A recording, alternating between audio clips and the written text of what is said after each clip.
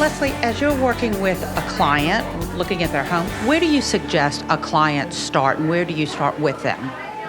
I think it's really important for them or for us to figure out how the space is going to be utilized, how they're going to live in it, how they want to live in it, and also what kind of style that they're comfortable with, because everything's going to start from the furniture arrangement, no matter what the furnishings are going to be, whether it's seating or a dining space. It doesn't matter whether they're going to have antiques or modern furniture. That doesn't really matter. It's really coming up with how that furnishings layout is going to be.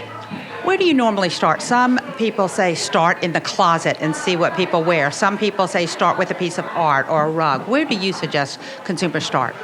It can be anything like that. You can look in their closet, you can look at the colors that they wear. That usually is a really good indicator of what they're comfortable with.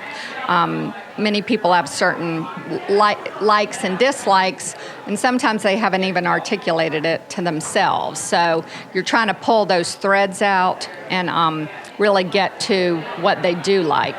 I always like to incorporate original artwork, and there's some original artwork in this space. So I think that's really important. I normally don't start there, and sometimes the clients have great artwork, and sometimes they don't have any. But you can always bring it in.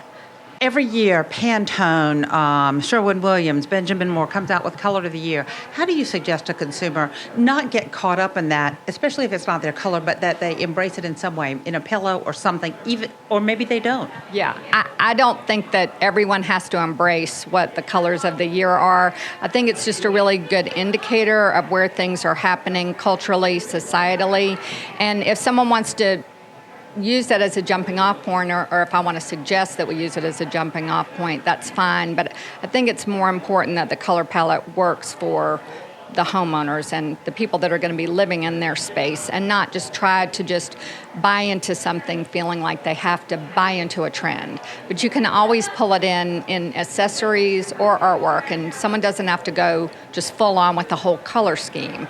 But I think it's good to bring that awareness to the client of what colors are on trend, because that you're going to see that in what's available out in the marketplace and at retailers. One last question. I know for me, I could say, I'd like to redo my whole house. So it becomes overwhelming. How do you start so that keeping your home like your clothing and your closet alive and fresh, how do you start and suggest that a consumer start? Really going back to how you're going to live in each space and figuring out what the furnishings arrangement is going to be, and then you can also start evolving with the color palette or the style. It is very overwhelming, and if someone's doing a whole house, that's the greatest opportunity. And sometimes just an entire room is very overwhelming for them. So I think breaking things down into those compartmentalized choices is helpful.